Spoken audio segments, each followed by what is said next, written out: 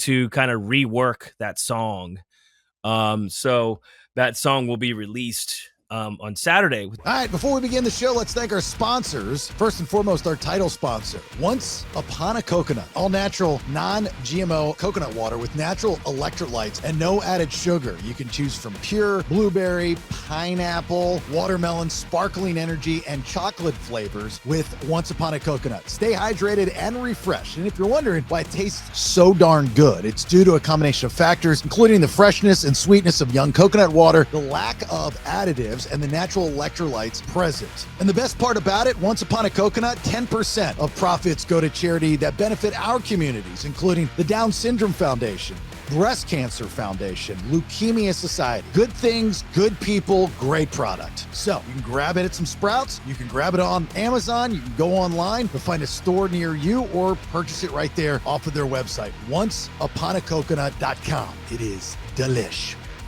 Big thanks to Inspect All Pest Services, our buddy Nick and the crew over at Inspect All Pest Services, providing the highest quality termite, pest, and wildlife control. That's not all they do. Inspect All can take care of your insulation, pressure washing, gutter maintenance, and other home services in Metro Atlanta and the surrounding areas. Remember, seasonal, you get different bugs and critters all around your house, so you want to go with the best in the business, and that would be one of our fine sponsors from day one, InspectAllServices.com. It's the Mad Dog, Manny Aurora, with the Aurora Law Firm, best darn defense attorney in the world, litigating all over the United States, based out of Georgia. We're talking criminal defense, white-collar crime, DUI, drug offenses, appeals, and more. And you can always get your legal questions answered by the Mad Dog, Manny Aurora, by getting those to me. And when he pops up on a show, you get your questions answered. So go to thebaileyshow.com and we'll get those questions to the Mad Dog. The Aurora Law Firm. He is the best in the business when it comes to therapists. There's no doubt about that. I use them, and so should you. We're talking about Dr. David Markwell with Ridgeline Counseling. He's got 10 therapists in-house, 3 different locations there in Georgia, one across from Sprayberry High School in Sandy Plains in East Cobb, Marietta near the Square in McKaysville, just outside of Blue Ridge. But if you're not in Georgia and you need to talk to the good doctor, then you can go online and get virtual sessions. Ridgeline Counseling at gmail.com if you'd like to email him directly, or go online to markwelltherapy.com. There is no better time to check if your insurance is any good. That's why FBC Insurance is waiting for you to reach out. You can call them at 888-308-1841 or email them info@fbcinsuranceservices.com. I just switched up my car insurance because I got a better deal at FBC Insurance. They were the people to find it. Perfect for new homeowners, especially if you're trying to reshop those current insurance policies. 5-star service, multi-policy, bundled discounts, and they're going to shop every carrier out there to find the best insurance for your house, flood, storm season, auto, motorcycle, boat, recreational vehicle, or just a personal policy. 888-308-1841 or go online, FBCInsuranceServices.com.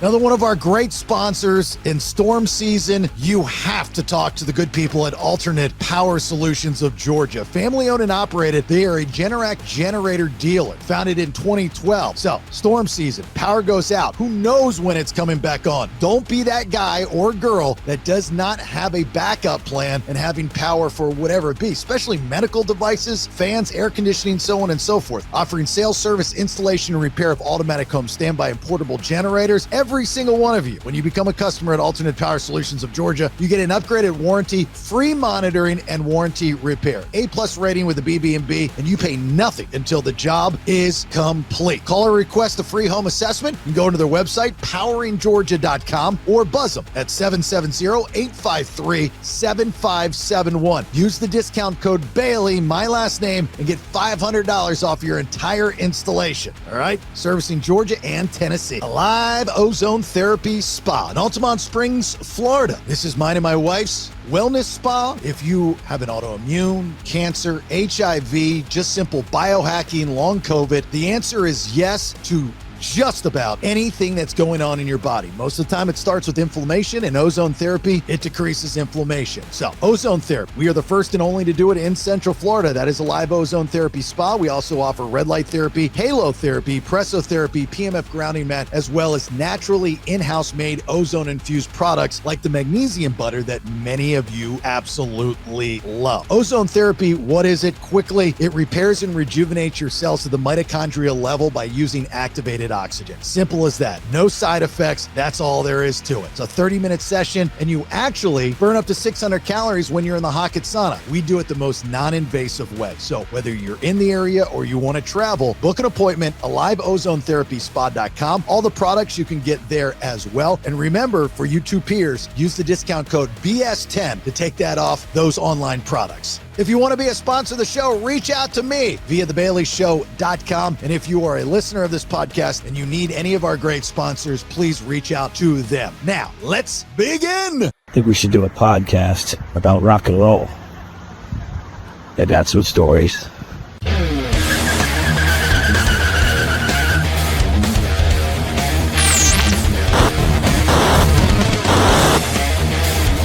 Yeah, let's do it. Welcome to the Vinyl Road Podcast. All right, there it is. It's episode 13. Already at 13, brother, of the Vinyl Road Podcast. All on the BPX. That is the Bailey Podcast Exchange. 3 different shows, 5 days a week, 1 feed. All your details, jasonbailey.com. Thanks to all of our sponsors.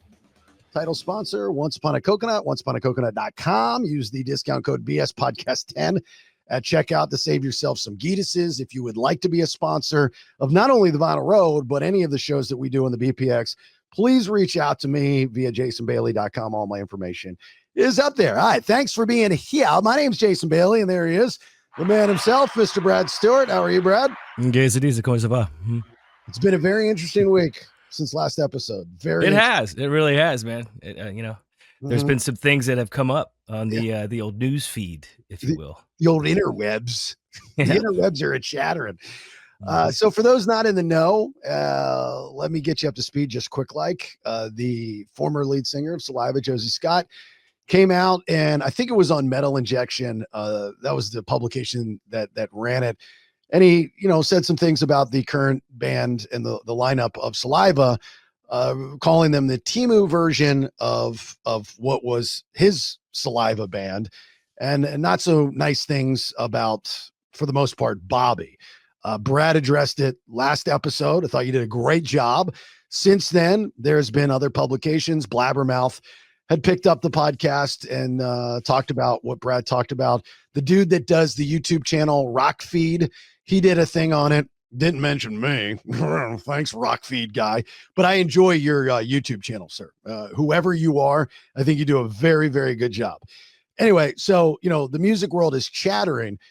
Were you surprised of the feedback and how much feedback and how much chatter that you saw regarding the back and forth between Josie and what you said?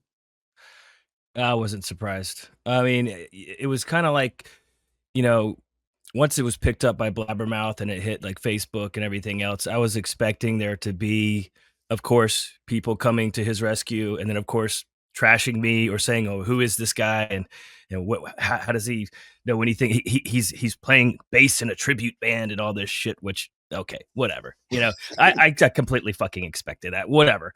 I mean, the good news is I'm gonna be playing with Alice Cooper in front of thousands of people coming up here on Friday night. So, I mean, they can say what the fuck they want. I get to play fucking great songs for a lot of people for a living. So, okay, whatever. Yeah. So there's that part. So, it's one of those things. I think the topic is, it can be polarizing, right? And I know it. I know because I have it from both sides, right? Because whenever someone mentions the original lineup of Shinedown, I'm actually an OG in that situation. So then they say, that's the real Shinedown, and so that's kind of a dig on the current lineup. And so I get that people are going to be loyal, and they're going to have in their head what they think the band should be and who should be in it and who deserves the name and this to that.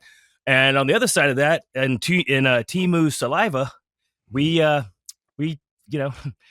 not an OG in that band, and people throw rocks that are thinking that we shouldn't carry the name on, even though it was Wayne's wishes. Wayne, of course, who passed in 2023, the last original member of the band, who gave us his blessing, basically, to carry the name on and to carry the band on. So, I think people.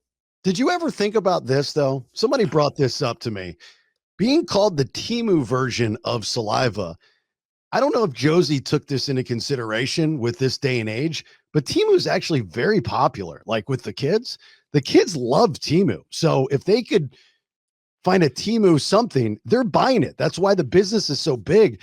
Yeah. You know, embrace the Temu version and go, okay, well, this is we're going to reach a whole new audience of 20 to 34-year-olds that aren't familiar with Saliva because they're buying Temu stuff and not, the OG stuff.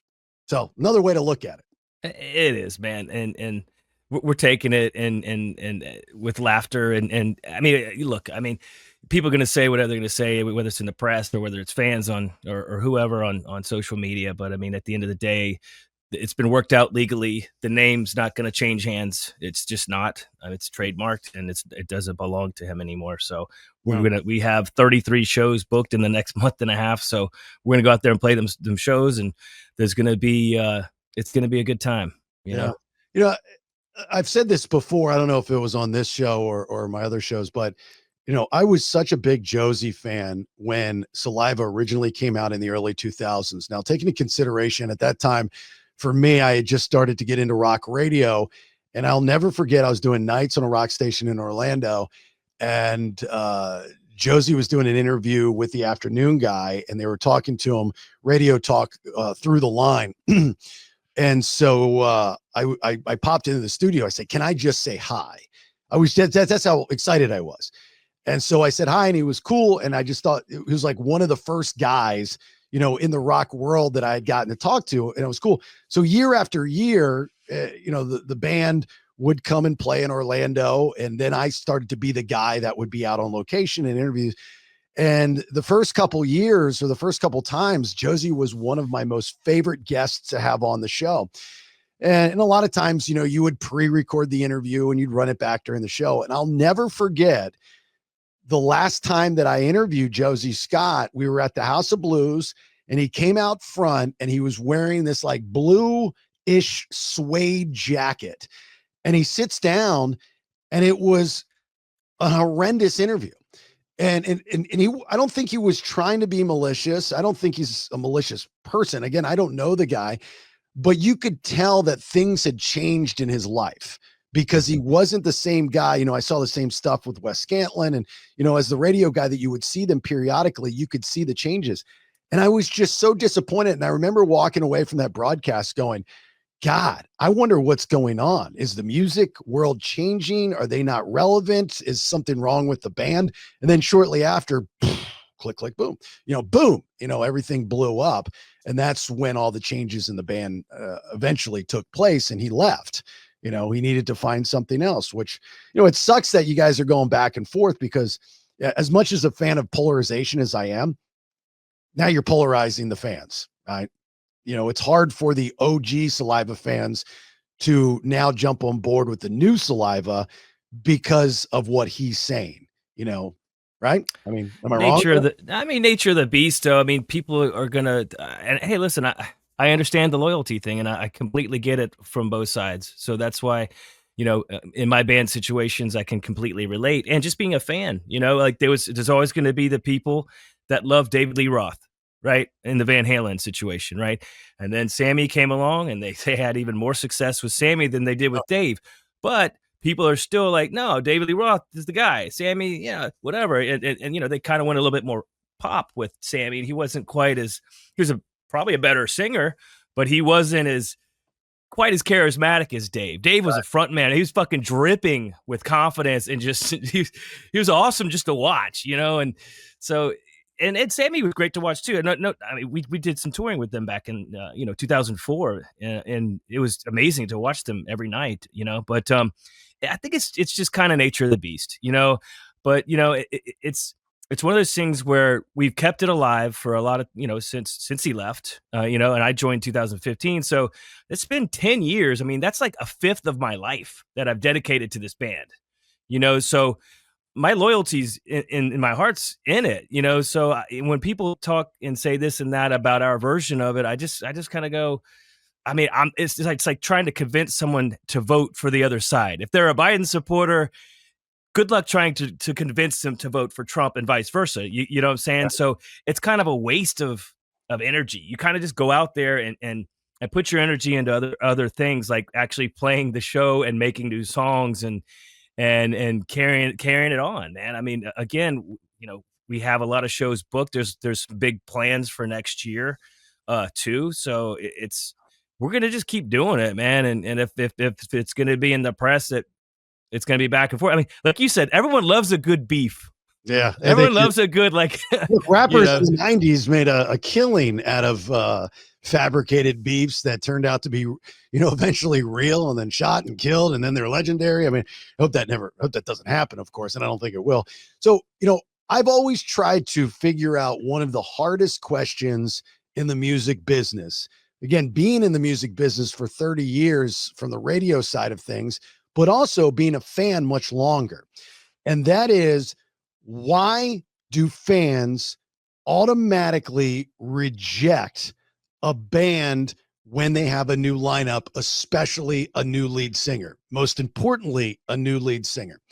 And I think I found the answer, not only from an industry guy, but also from a fan. And the answer is, we're selfish creatures. And when we go to a show, or we now, download a song or something, we want to listen to the song the way that it was on the album, for one reason and one reason only, so we can sing it, right? And if you can't do that with a different voice and a different cadence or a different setup, then you're not interested. I think that's for the majority of fans. You're like, oh, it doesn't sound like that. It's not. That's why people, a lot of times have problems with live shows. It's like they sound nothing like they do on their CD or their album or the down, or the mix, the master. They sound nothing like it. So I think it's a selfish thing from fans. I mean, like, I was reading through the comments too, Brad, and I'm going,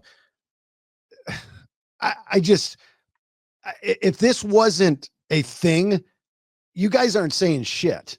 Like, you're not talking about it. Like, there's probably been more activity with Saliva and Josie right now than there has been in years. And the only thing that has made you gravitate towards this is because there's negative energy, right? There's some kind of polarization. There's a side to take and something to say. There's a lot of dicks out there, a lot of trolls out there. So, I think for the people that are upset on either side, you kind of have to look at yourself and go, where's the money in this for me? Am I really that diehard of a fan? Not saying they're not out there. I'm just saying, for the most part, you're going to get people that just want to jump on board to be a dick. That's very true. And they want to throw rocks at either side. I mean, and I'm not saying, and no one's ever saying like, hey, don't go out and support him and what he's doing, or like versus us. I mean, that's just that's not what it is. But when I explain the circumstances of the situation, it's, some people were like, wow, did not know that. I didn't know it was that way. And a lot of people don't understand how contracts in the business and how things work. So when you explain it to them, but then they still go, yeah, but no, you should give it back.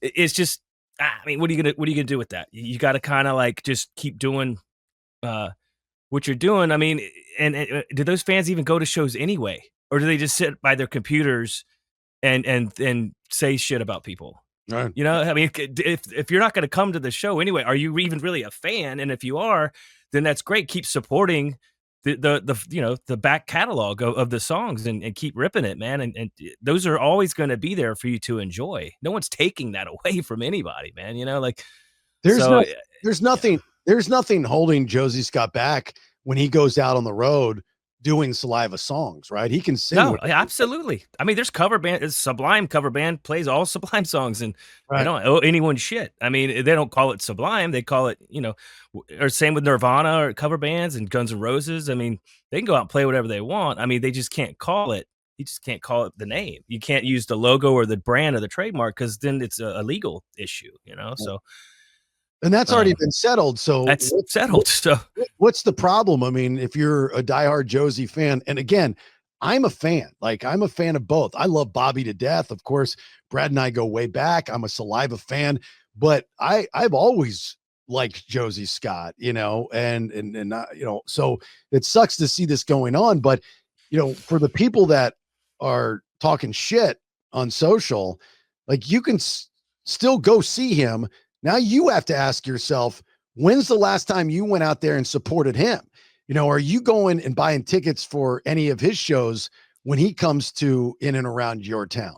And if the answer is no, then shut the fuck up, because you have to look at yourself in these situations and go, all right, am I just being a troll that has no life? Or am I a passionate fan about whomever or whatever?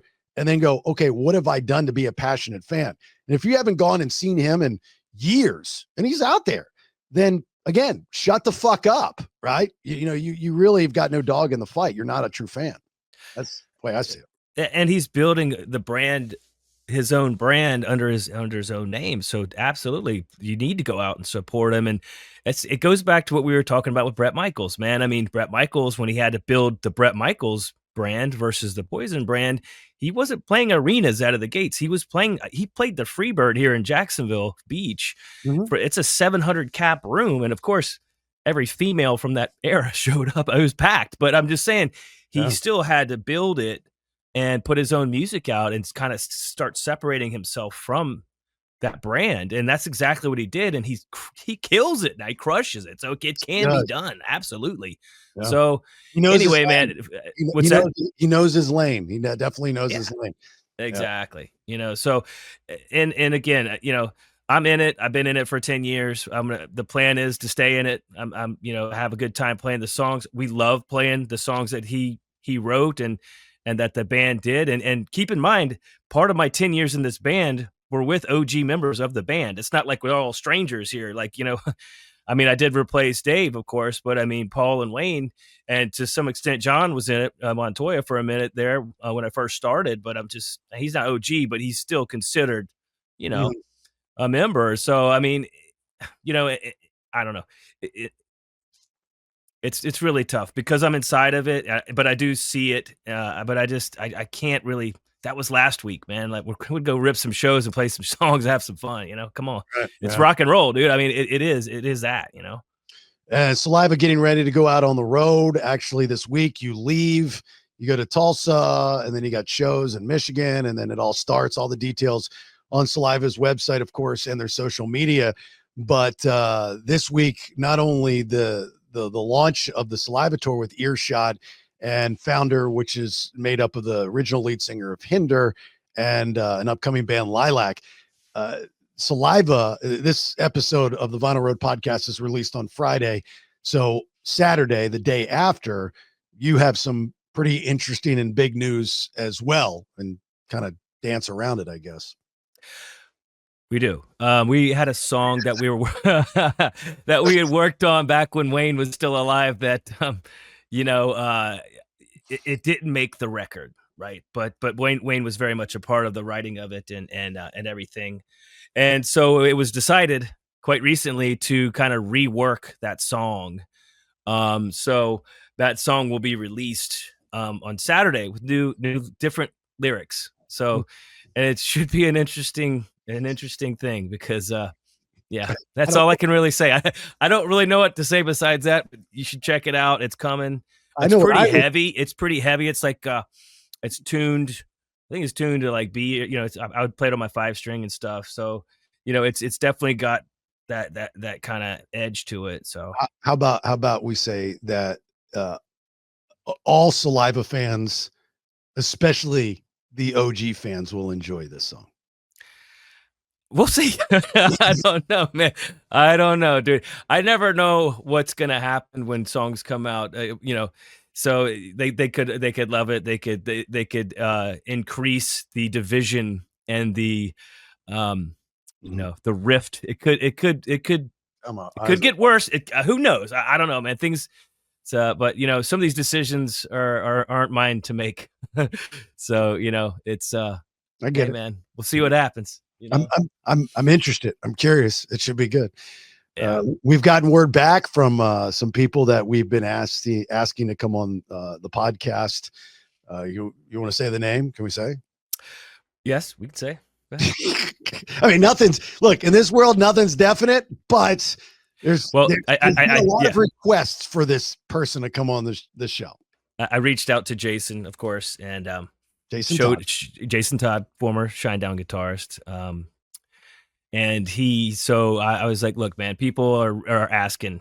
You're probably the most requested guest, that request that we are having for the Vinyl Road. And so I asked him, come on, and he's going to come on. We just got to schedule it. So hopefully it could be as early as next week. I mean, hopefully it is next week because I'm still going to be able to do it from the road, but it'd just be better if it Mhm. go ahead and get him on here. So yeah, I just got to get a schedule, man. I mean, he and I have maintained our friendship and our professional respect for each other and our talents and what we do in this business. And I love the guy. I mean, he's Jason. I mean, he's crazy as a shithouse rat, but I mean, that's my boy. I love him, and I think he's compelling as far as I think it's going to be a good podcast. Getting him on here and seeing what he's up to. I mean, he's been doing stuff in different bands, and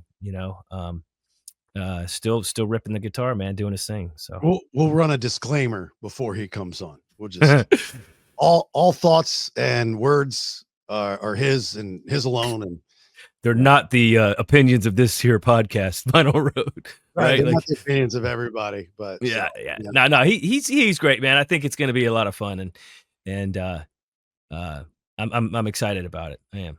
yeah. Dude, last time I talked to Jason Todd was probably 2007. Shinedown just got done doing a show. I was at 98 Rock in Tampa, and it was like a street party show type of thing. Hmm. And I went on the bus with you guys afterwards, and we hung out for a while, and then I went home and went to bed. And I think shortly after, the whole band changed, and Yeah. so I was like, whoa. That was my last year in the band, early 2007. So yeah, it was. Everything Yeah, changed. Yeah, everything yeah. changed. So that was the last time we had a whole kit and caboodle on the bus, and Yeah. everybody. Jason was sitting next to me, sweating his ass off, and it's a great show. It was a fantastic show. Yeah, even in January, it gets hot in Tampa. Yeah, You know. it gets hot all the time here in Florida, every single time. All right, Yeah. so that's unless there's anything else to address with the Josie stuff moving forward, that's it. Brad had his, he addressed the TEMU stuff, and I think you guys will have some fun with it. You always want to embrace the chaos. I'm a big fan of that. So, for you listening, when you go out and you see Saliva on this tour in and around your city, right? I think there will be some fun things that you've never had the opportunity to experience and or buy as far as merchandise goes that will be fun and make the tour more fun, right? It'll just have fun with it, right? Just have fun. It's only rock and roll, but I like it, man. It's just have fun. It's Only cool. rock and roll, but I like it. Ow. Yeah. Yeah. I mean, that's a spirit of it, right? Come on, man. Just have some fun with it. Everyone's so fucking serious and shit, man. You guys should, if you do a second leg of this tour, right? And you're looking for another band. I know you and I don't see quite eye to eye on this because I'm a lover for glam rock, but those guys are always available, to go out on the road. And you see them team up. Like I saw a Firehouse and Trickster out on the road together. I was like, dude, sign me up, man. I know that's not really your thing, but dude, to mix the two genres to go out there, they pull people. There's no doubt they're going to pull a crowd. Would you ever consider that or pitch that to Bobby and say, hey, dude, why don't we bring out, an 80s band with us of name to play and open for? I see that face. I Well, hear your brain right now. Oddly enough, we were booked by a guy up in, I think he was based in like Minnesota area, John Domagal. And when I first kind of got into the band, and he had a lot of those bands, those were his clients. So when it came for like festival time during the summer, we would end up on the day with Faster Pussycat and all of these 80s bands, and we'd be like, but wait, shouldn't we be on the day with like Seven Dust and Seether and some of these Disturbed or like modern, like newer bands? And but since we were booked by him, he would book us on that day with that those bands. Mhm. So and I think the fans that showed up on that day totally got what we were doing, and I mean, there's some 80s elements to some Saliva. There is. I mean, because Wayne actually was, and he was in TNA. He was in some kind of hair metal type bands back in the day. You know, Wayne was 10 years older than me, so basically almost 20 years older than Bobby. So he came up during that time, and he could shred like, you know, like George Lynch, man. He was badass. That was like one of his heroes. So Really? he loved that shit. So it wasn't a stretch, and it wouldn't be a stretch, I don't think, to do something like that, you know. But well, times have changed. You know, you know this better than anybody, is when you go out on the road and especially these festivals, you know, they've started to bring in artists from different genres, you know. So it's not, you know, okay, let's just say it's a rock festival, but you might have Def Leppard and Shinedown, yeah. you know, playing on the same day or something. I mean, even, you know, you look at the big stuff that Danny Wimmer's doing, and he's, you know, Motley Crue and Iron Maiden Oh and yeah. Oh hell yeah. Shinedown, you know, dude, that's the ultimate. Because you have to think, right, for us Gen Xers that grew up with the hair metal stuff, but morphed into the grunge era for our coming of, you know, days type of life, right? I mean, so when you were middle school, it was glam rock, and then high school, it was grunge. And then when you became an adult and still in that window of willing to accept new music, then you get into the active rock days in the early 2000s, which would introduce bands like you guys and Shinedown. So the Generation X, to me, is the perfect generation that covers numerous genres, and they're going to like it all, you know? Yeah. So like, if I'm booking a festival and I'm trying to target Gen Xers, I'm booking hair metal, grunge, active rock. That's what I'm booking. You know, Well, you cover you know, all the bases. I think Def Leppard was just on. They were just on AGT last night. Did you see that? yeah, really, were they? Yeah, they were badass. The guy is singing they're singing the parts. It sounds like Def Leppard. I mean, I thought it was great. You know, I'm pretty sure that was the most recent episode of AGT. But I think they're managed by Taylor Swift's brother. Def Leppard is. Yeah. No So shit. yeah, if you go back some years, Def Leppard and Taylor Swift on CMT, they used to do this thing I think called Crossroads. They'd bring two different genres together, and Taylor Swift came out and did Pour Some Sugar in Me, and absolutely crushed it. Sick. I remember talking about it, and I was like, why? How did that happen? You know? And somebody said, yeah, Taylor's brother manages Def Leppard, so he brought them together, which was freaking genius. You know, Def Leppard, I love Def Leppard. I'll tell you a quick Def Leppard story. So it was the tour. This would have been, I think, like 2007, actually 2008, in Tampa. It was Def Leppard and Poison, or just Brett, one of the two, and then another band. And so and this is when Big John was with Brett, his bodyguard, handler, and whatnot. So I went out to see him. I know Big John. Yeah, good dude. Okay, great guy. And so I'm on the bus, on Brett's bus, and it's me, my girlfriend at the time, Edge, the wrestler. He was on it. His knee was all banged up, and then somebody else, I forget who else. And we're on there, and I kind of know Brett's style. He's very businesslike and stuff. And he's like, hey. And he'd already gotten off stage. So he was like, hey, you guys want to go side stage and watch Def Leppard? Now, the girl I was with loved Def Leppard. And I was like, yeah, watch this, Playboy. So we go stage right in this little pit area, and Phil flicks a pick at me. And I catch it, and I give it to her. And I'm like, yeah, dude, you're the man right now, right? And then I look around, and I went to go say something to Brett, and he wasn't there. And so I was like, oh, he must have gone to the bathroom or something. Anyway, we finished watching the show, and he just never came back. So I went back to his bus, and Big John was outside of his door with his arms crossed. I said, hey, brother, what's up? I was like, you know, Brett just kind of disappeared on us. And he's like, I'll tell him that you said that you were leaving, but he's a little occupied right now. I was like, dude, that's fucking brilliant, dude. He got us off his bus in the most polite way possible. Nobody even saw it coming. Then he did the Irish goodbye on stage. Dude, you know what you're doing, dude. You are awesome. I thought that was the coolest move ever. That's a veteran move right there, man. Total. That's pretty special. Yeah, he knows what's up. I guess, for those guys that are out on the road, especially, of course, the single guys, you got to have a system when you're doing stuff like that. And you just don't want a lot of eyes and ears on you, especially when you're a big name like that. You have to have a system, Yeah. that was Yeah. that's next level, dude. Big John would come to our shows when we'd play the spot in Ohio. I think it was Ohio, yeah, or maybe it was Missouri. Shit, I can't remember. Maybe it was Missouri, but yeah, he'd come to the shows. Blue Note, I think it was called, and not the one in Springfield. But yeah, he would come to he knew Wayne and Paul and everybody, so he'd had some health problems, but I think he's okay now. I think he's good. So Yeah, he had some big surgery not that long ago. He got out of the business, and I think he got into Yeah. like bounty hunting or something like that. or like repoing cars and shit, it was something like that. Yeah, It was something Yeah. crazy, and I remember last couple times I talked to him, and he was telling me that he was on his way out, and it was nothing, I don't think, personal with Brett at all, but it was just time for him to move on.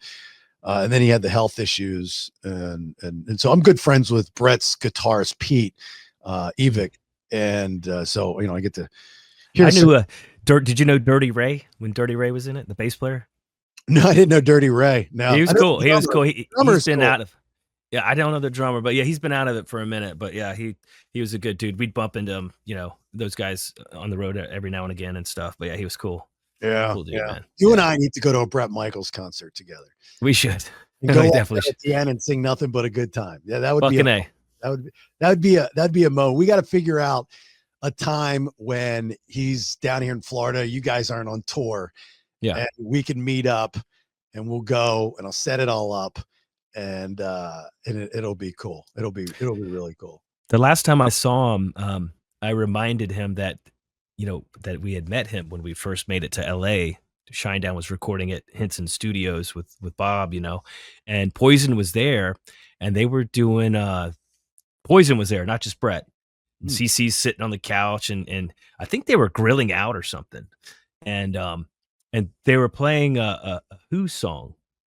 Yeah, I think it was Baba O'Reilly maybe, and he was super cool. He shook our hands, looked us dead in the eyes, brought us into the control room. He was like, "Yeah, check it out. This is one of the songs we're working on. It's and we sat there and listened to the thing. I mean, he was super cool guy, man. And then he kind of remembered it when I saw him in Dallas, years later. But I mean, so much shit had happened since, and I mean, we were nobody when we were. I mean, no one knew who the fuck we were back in 2002 or whatever it was. You would never not know if Brett didn't remember. That's how good he is. He's pretty slick like that for sure. He handled it pretty well. And I mean, we're standing there with Vinnie Paul and stuff, and Vinnie was excited to see him and everything. And Jason was in the band with me and Fuel at the time. And like I said, man, we had to wait for all those people to file out of there and get their pictures on his bus with him to finally hang with him. We waited a good while. He had a shitload of people, for his meet and greet afterwards, man, but put on a great show. Awesome cat, Yeah. Let me ask you this. This is a topical story from this past week in the music/wrestling world, which for the most part kind of go hand in hand. So for those that aren't familiar with WWE wrestlers and different characters, there is a wrestler. Her name is Becky Lynch. She in real life is married to Seth Rollins. Both of them are very, very big names in professional wrestling. Becky Lynch is a heel. She is a bad guy, so she plays a character. The idea for these wrestlers, no matter, for the most part, what lines they need to cross, when they are in an arena, they need to get as much heat as possible. What that then does is it helps put over the good guy or the baby face. In this situation, Nikki Bella, who's an OG in the wrestling world. So that's the setup of the characters.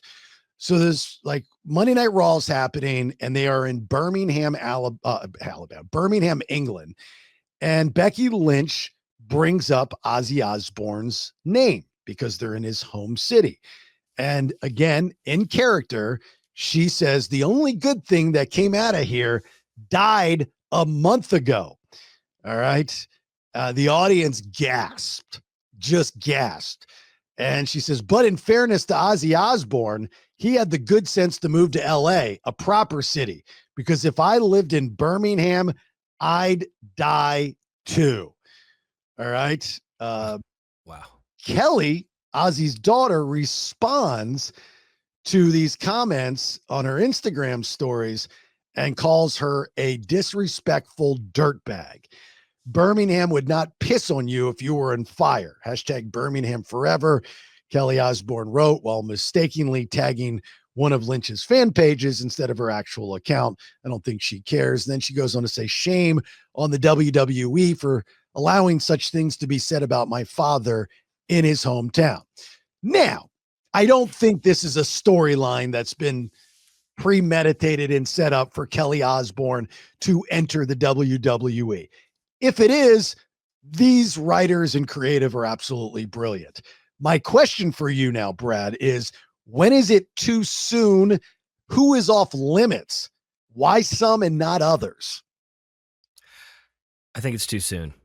I mean, and Ozzy, I mean, that wound is still open. And like, I don't think you should mention his name unless it's with respect, or if you're covering his songs, or you're telling, I mean, and even maybe he's untouchable at this point. In my head, he is, I think. I mean, I mean, it's like when there was a band in Jacksonville that was called Cobain's Brains.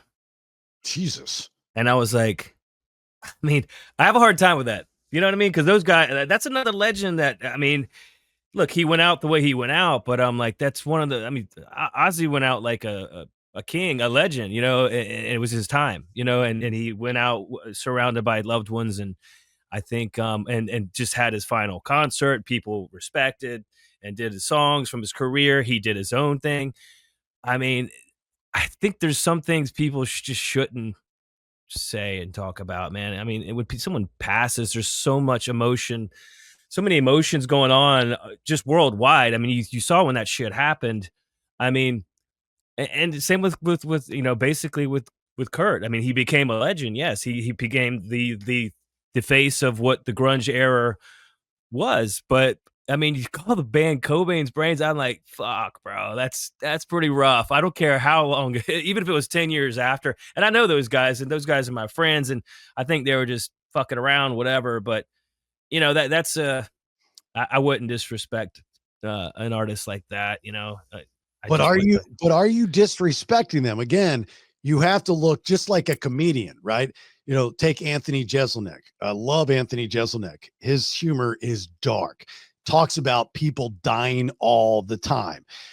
That's just his sense of humor. And he's absolutely brilliant with his jokes and his timing and his inflection and demeanor. Everything about that guy is next level. But people have a problem with them. I mean, he will mention 9/11. You know, I mean, look at some of the roast when Pete Davidson's on there. Pete Davidson's dad died in 9/11 or at 9/11, you know, or in the World Trade. And there's jokes, you know, I forget who the comedian was, but he went up there and he's like, you know, it's something to the reference of we're at a roast, but the person that's been roasted the most was Pete Davidson's dad during 9/11. Like, wow. But Wow. they're a comedian. That's the idea, that shock value. In Becky Lynch's defense, she's playing a character, and that character has to get heat. They're in Ozzy's backyard. She can't reference anything about Ozzy positively because she can't have those people cheering for her. She's playing a character. Is that Right. different? In his hometown, though. I mean, That's yeah. the thing. I get the whole. You know. Okay, especially with comedians. I remember when John Mayer was hanging out with comedians, and he said some shit in the press, and people were like, "What are you talking about?" Like, it was a thing because they didn't take it the way he was. You know, because he's around comedians who are fearless and they say whatever the fuck they want. But he's kind of got a squeaky clean image as a pop star, and he started saying things, and he had a rough year that year, dude. It was tough, but I mean, I think it's the way it's framed, and if it's taken out of context, like you said, and you're not in the moment of the performance, I could see people getting offended. But you're right. Hey, on those roasts, Nobody's safe. There's nothing that's safe. They'll talk about your dad dying, and you sit there and you're just like, wow, and it shocks people.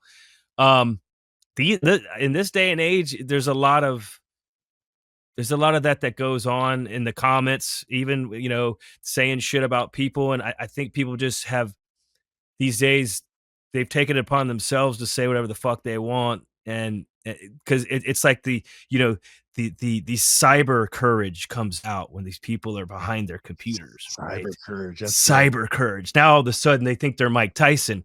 Then they fuck with Mike Tyson in real life on an airplane to get fucking punched. They're lucky they don't get killed for Right. that shit. You know what I'm saying? So, man, I have a hard time with it. I do. I'm not gonna lie. For entertainment value or for whatever reason, I still think you could take it too far. I mean, there was probably a way to get a reaction out of the crowd where you didn't have to involve Ozzy this soon after he just passed, man. I mean, come on, there's got to be a different way. People have been getting reactions out of crowds everywhere in wrestling without going there, bro. You know what I mean? I mean, I've seen. I mean, there's been guys that have been in Germany and done the goose stepping in the ring just to get heat. I mean, just like just fuck. Crazy stuff. Yeah, I agree. Again, this is a selfish fan thing.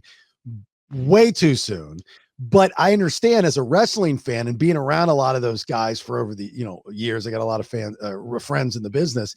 Is that's your job? I think that I probably would have done it differently. I was I'm an Ozzy fan and I'm in his own backyard, and I got to tell you, as an Ozzy fan, he wouldn't have wanted her here, or something like that. But you're trying to get that heat. It's a different type of heat. So if you were to listen to somebody do something like that, and you get the gasps from the Ozzy. I mean, it did whatever WWE wanted it to do. It created something on social media. It got more attention. She became more of a bad guy, and you got a reaction from Kelly Osbourne. So grand slam on WWE's part. That's exactly what they wanted. Right. But you have artists that people will make jokes about all the time. Michael Jackson, i.e. Michael Jackson. And nobody gasps at it unless you find a diehard Michael Jackson fan. Nobody gasps at Prince, when you say something about Prince, even if you were to maybe do it in Minnesota. So what's the difference? Is it timing? Or is it level of artist? Because you can argue, Ozzy's the Prince of Darkness and the King of Metal, but Prince and Michael Jackson, arguably the kings or whatever you want to call them of their genre. I mean, Prince was an amazing guitarist, better than a lot of rock guitarists, to be honest with you. He really was. He really was. I mean, maybe it is the timing. Maybe after some time goes by, it's not quite as much like pouring salt into the wound. But I mean, it's kind of thing like we talked about a minute ago with the rappers and there being or even the Saliva. They're calling it a feud or something now, and it's a back and forth thing, and it's out there. And I mean, or remember when MGK versus Eminem, Slipknot too. So, but those things, they go back and forth, and it does exactly what it's designed probably to do, whether it creates chatter, it creates attention, it creates to the brands and to those individual artists. But I mean, I don't think anyone died from that one, the MGK one. They're still both doing their thing. Now MGK changed completely and went like Blink-182 punk rock. He kind of got out of the rap game, didn't he? I don't think he raps anymore. No, he turned into a black guy. He's all tattooed. He's got that blackout like Chris Daltrey got. Oh, really? Okay. Well, anyway, pretty soon after the whole beef with Eminem, didn't Travis Barker play drums on his record? You know what I'm talking about, right? He switched and he had a writing session with Corey Taylor, and that's what started the beef because that's right. He had said something or Corey had said something, and then Slipknot fans, which you do not want to fuck with, started showing up at his shows and ruining shit, so wow. You had to, figure it out. It's like, there's just like certain bands and certain people that you wouldn't want to mess with because of their fan base. I don't think, Machine Gun Kelly's fan base is that strong, definitely not stronger than the Slipknot fan base. The metal, I don't want to say the rock fan base, but I'll say the metal fan base. The metal fan base is very loyal, very loyal. If you were a Judas Priest fan, you are a Judas Priest fan. If you were a Maiden fan, you are a Maiden fan. Like Slayer, bro. Good luck opening for Slayer. Right, Slayer, They'll throw shit at your ass. They don't like it. It's tough, man. Slipknot's same way, man. I mean, Slipknot, Mudvayne, Mudvayne. yeah, Those are tough bands to tour with. In Metallica, Metallica. It's one of those things where I think where it's a testosterone kick, where it's like, these are my people. When I'm at this show, we all have something in common, and nobody messes with us and our music, because it is a little outside the bubble, right? Now, if it's in the pop world, those are the most fair weather fans ever. And a lot of that has to do with radio, because radio is just regurgitating these songs every couple days. So this song is hot. You'll hear it all the time, every 42 minutes in rotation. Boom, and then it disappears. Yeah. And then you're off to the next person because you want to find the latest and greatest and brag about that to everybody that you've discovered this artist. Rock's a little bit different, a lot different, actually. Totally different. All right. So if I were to ask you this then, Brad, just for conversation's sake, who are the name top 3 artists in any genre that have passed that are off limits? Doesn't matter the timing. Just, you could never make a joke about these artists and their death. So it'd be OZZY. I think John Lennon's one of those guys. I mean, he was fucking basically assassinated in my head. That shit's fucked up. Well, he was assassinated. I mean, that's. I mean, but then you look at who did it, but also who could have been behind that person that did it. That's some fucked up shit, man. He was taken out. I'd say he's one that. I mean, he can't really make jokes about that shit, man. I don't know. And the Beatles were legendary. Now, personally, I'm more of a Paul guy. I like Paul. He's a bass player. He's a bad mofo walking too, as far as his talent and his songwriting abilities. Anyway, I'm a Paul fan too. I'm big on Paul, dude. I mean, shit, dude. So we said OZZY, John Lennon. I mean, Cobain is one. I mean, no. I think you're going to regret not saying this person's name. Give me a hint. 2 Nickels. Dime, of course, Dimebag. Yeah, but no one. I mean, Dime was one of those guys. He was respected. Yeah, that's what it still is. I mean, you can't make fun of Dime, and Vinny too, though, man. I mean, those guys. I mean, but you can't. But my point is like saying, okay, if a comedian goes up there and somebody runs up on stage, and security gets him on stage, and he says, "Oh man, I was almost dime-bagged," right? Turns it into a verb. The dime bag, yeah, exactly. Dime bag fans are going to have a problem with it. That's my question: is who's off limits? Not just making jokes about them, but their death or in and around their death. As much as a Cobain fan I am, I wouldn't put him on there. I would say OZZY forever, Dimebag forever. Mm-hmm. I just don't know who I definitely wouldn't put Lennon in there. No. It's just there's just something. There's got to be this certain relationship that the artist has with their fan base that any little thing is going to set them off. I might even go Elvis, to be honest with you. Like that Elvis fan base still to this day is nuts, right? I mean, they might be stronger than the Slipknot fan base. So, but you could get away with an Elvis joke because it's been decades. So I don't know. It's a great drinking conversation for the music fan. I can tell you that right now, because there's no end to it, and there's no solution. There's no right answer. Well, a little heads up would have been good too. So I was sitting here like looking at my CD, I'm just trying to like Rolodex in my head who's passed, who, I mean, there's legends, of course. You said Michael Jackson, Prince. I mean, I don't know, but people made Michael Jackson jokes though when he was alive. I mean, they made fun of him then. Right. But he's still one of those guys that you piss someone off. Certain people get pissed about that shit, But I respect the hell out of Michael Jackson, what he did. All the way back to the Jackson 5. I learned those bass lines and what his brothers and him did. And that's respect, man. That guy was, man, he was something else. He was king of pop for a reason, bro, Yeah, but people don't realize how much rock was in Michael Jackson. Michael Jackson was, you got to watch God, what documentary was I watching?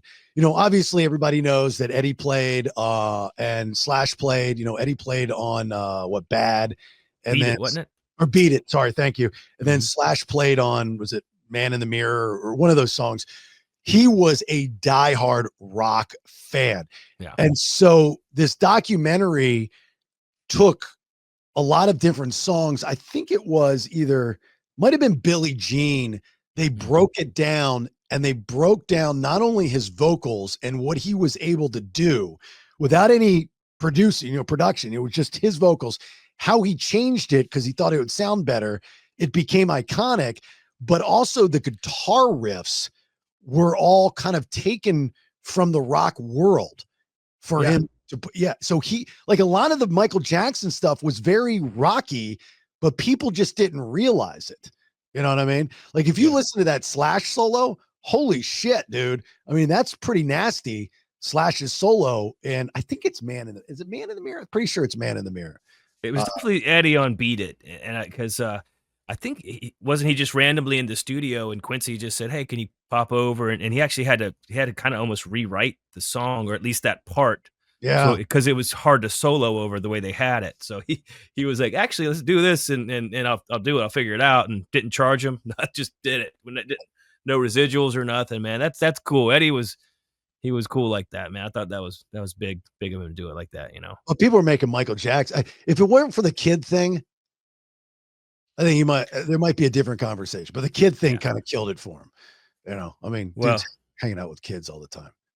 but I think he was he was robbed of his childhood, dude, and not saying that whatever happened, um, is by any means, if it did happen, okay, but I feel like when kids are brought up that way, it's kinda like Britney, man, like, she kinda went nuts too, like, I think whenever you're robbed of your childhood like that and you put that much pressure on people to perform and do things before they're fully matured, I think it has an effect on them as adults. I mean, he never got to have little kid time with Mhm. kids, I don't think.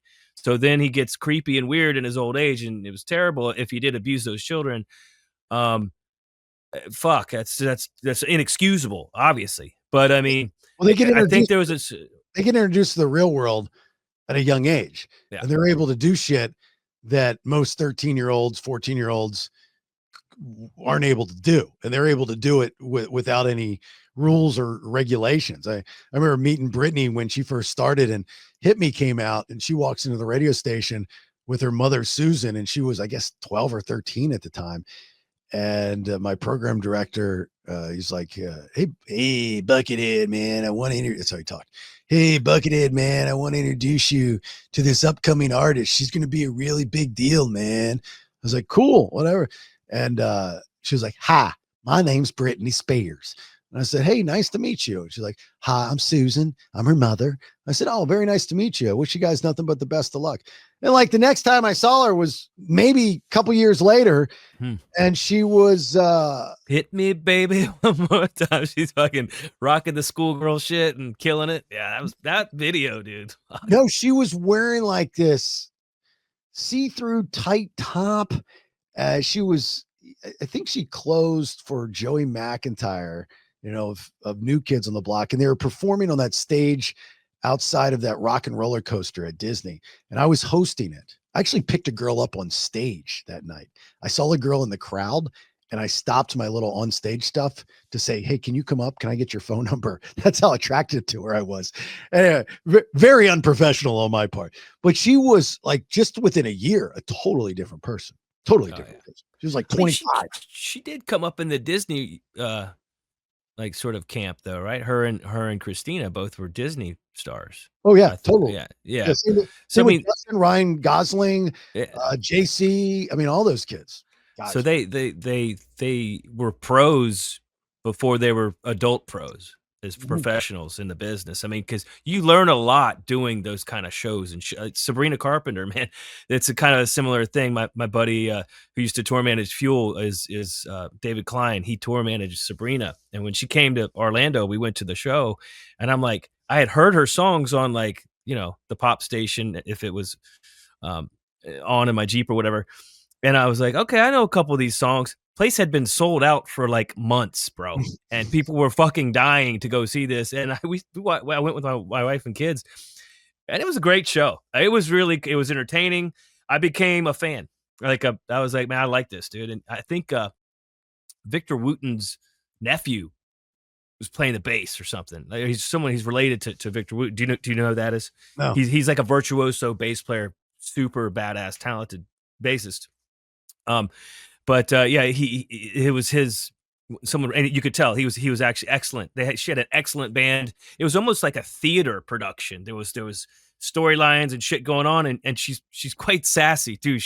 It's not Madonna level like a virgin shit, but there's some things going on where I was like, man, there's some pretty young folks around, and she's doing some crazy shit Yeah.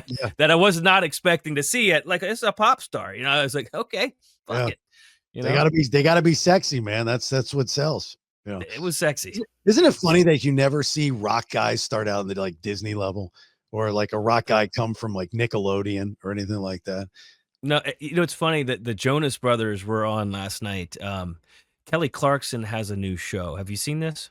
No, It's but I love called Kelly Clarkson. She's awesome, dude. So it's called Songs and Stories. We watched it last night, and they're on there, and they play like clips of their songs, or they did a Bee Gees song, of course, because that was one of their influences. And she kind of goes, and she's a great interviewer too.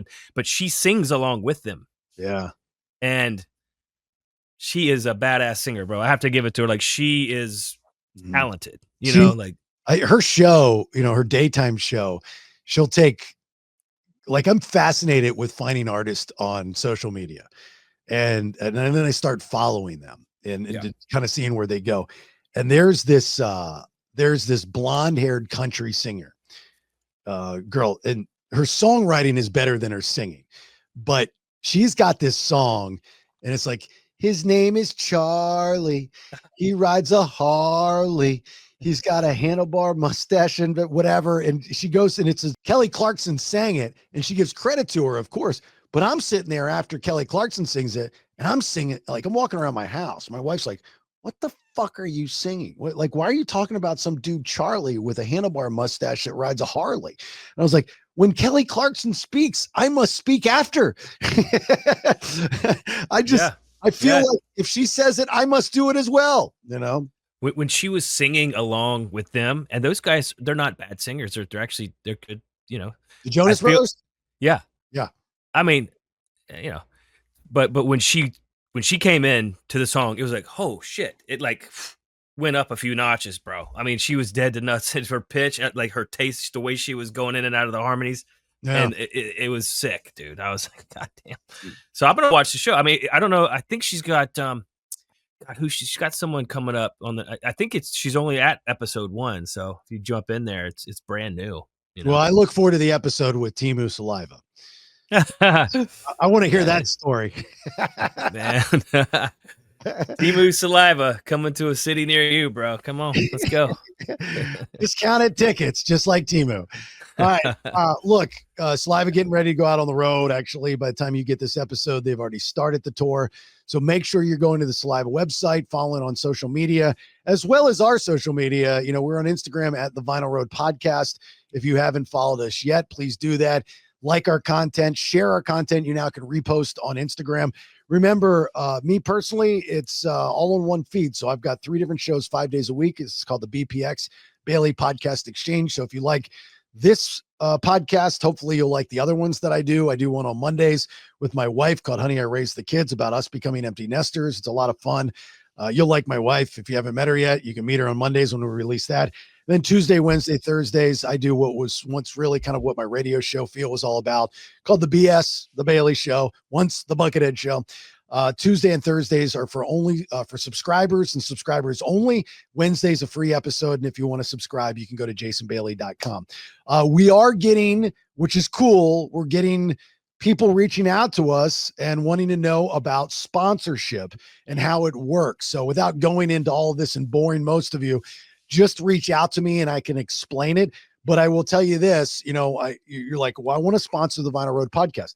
You can, but you'll get all the shows. So you'll get more eyes and ears in different demographics and different people for one price, and it's pretty cool. But if you want to do something specific with the show because of Brad or whatnot, just reach out to me and we had a great conversation with somebody over the weekend or last weekend, I should say. So please reach out to me via jasonbailey.com and do that. All right, buddy. You got anything before we get out on this episode? Don't forget tomorrow, Saturday. This is released on Friday. So Saturday, look for the brand new Saliva song and you'll like it. Called. We can't say.